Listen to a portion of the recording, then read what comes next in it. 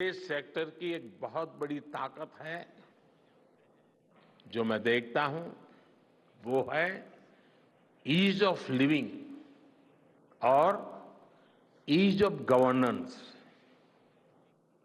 आज देश में स्पेस एप्लीकेशंस को गवर्नेंस के हर पहलू से जोड़ने की दिशा में बहुत बड़ा काम हुआ है। आप लोगों ने जब मुझे प्रधानमंत्री के रूप में काम का दायित्व दिया तो प्रधानमंत्री बनने के बाद मैंने भारत सरकार के जॉइंट सेक्रेटरी लेवल के ऑफिसर्स की स्पेस साइंटिस्ट के साथ एक वर्कशॉप करवाई थी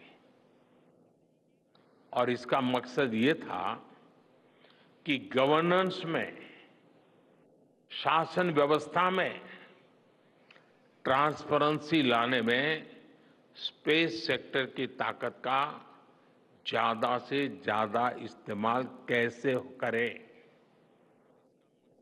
तब किरण जी शायद हम लोगों के साथ काम करते थे। इसी का नतीजा था जब देश ने स्वच्छ भारत अभियान शुरू किया, शौचालयों का निर्माण शुरू किया, करोड़ों घरों को बनाने का अभियान चलाया, तो इन सब के मॉनिटरिंग के लिए, उसकी प्रगति के लिए स्पेस साइंस ने बहुत मदद की।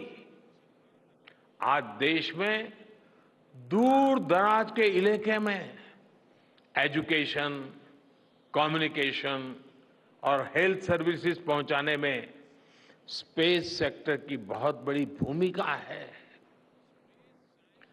इन दिनों आजादी के अमृत महोत्सव के निमित्त जो जिले जिले में अमृत सरोवर बन रहे हैं, उसका भी टैगिंग, उसकी भी मॉनिटरिंग स्पेस के द्वारा ही हो रही है। बिना स्पेस टेक्नोलॉजी के हम टेलीमेडिसिन और टेली एजुकेशन की कल्पना तक नहीं कर सकते। स्पेस साइंस ने देश के रिसोर्सेज के ऑप्टिमम यूटिलाइजेशन में भी बहुत मदद की है। हमारे देश के एग्रीकल्चर सेक्टर को ताकत देने में, मौसम का अनुमान लगाने में स्पेस सेक्टर जो मदद करता है वो देश का हर किसान जानता है। आज वो देख लेता है अपने मोबाइल पर अगले सप्ताह मौसम का क्या हाल है। देश के करोड़ों मछुआरों को आज नाविक सिस्टम से जो सटीक जानकारी मिल रही है वो भी आप ही की देन है। आज जब देश में बाढ़ आती है, कोई प्राकृतिक आपदा आती है, भूकंप आता है, तो हालात की गंभीरता का पता लगाने में आप सबसे पहले आगे आते हैं। जब साइक्लोन आता है तो हमारी सैटेलाइट्स उसका सारा रूट बताती हैं, सारी टाइमिंग बताती हैं और लोगों की जान भी बचती है, संपत्ति भी बचती है। और सिर्फ साइक्लोन के कारण जो संपत्ति बचती है ना, उसका अगर जोड़ लगा दें तो आज स्पेस का जो खर्चा है उससे वो ज्यादा हो जाता था।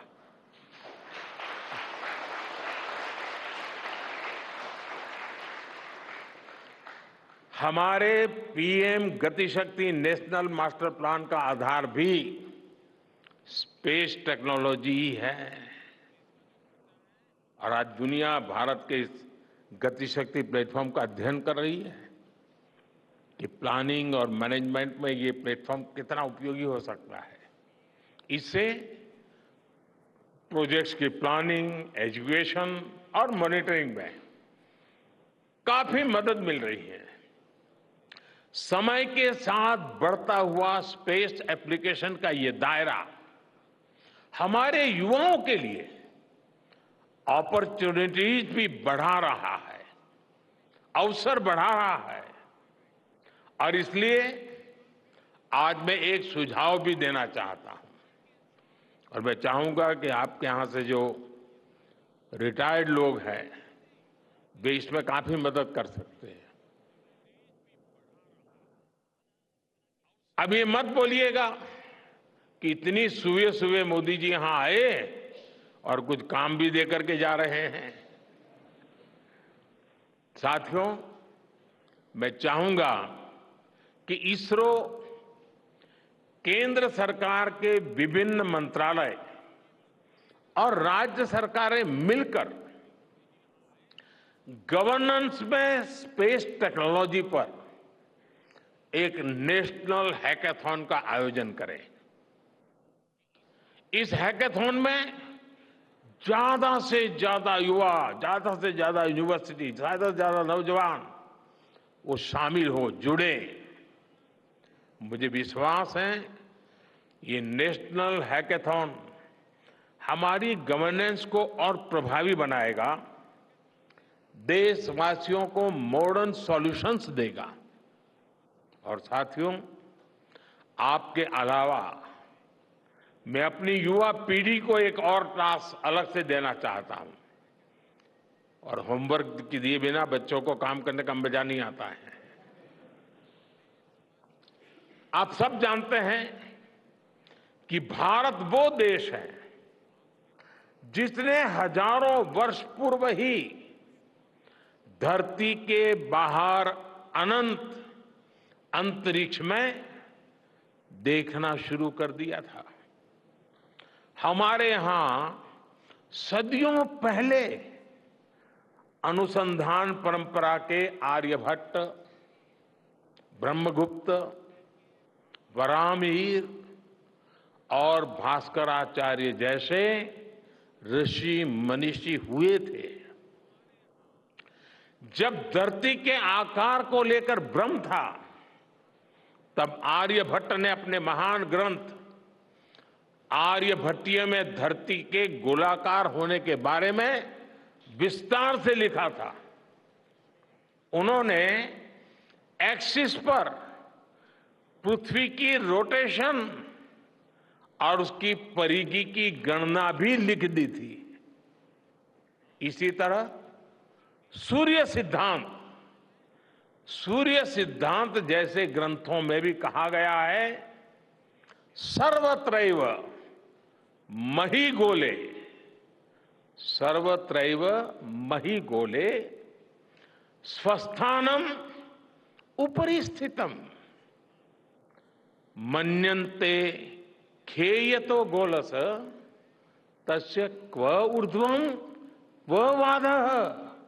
अर्थात पृथ्वी पर कुछ लोग अपनी जगह को सबसे ऊपर मानते हैं, लेकिन ये गोलाकार पृथ्वी तो आकाश में स्थित है, उसमें ऊपर और नीचे क्या हो सकता है, ये उस समय लिखा गया था।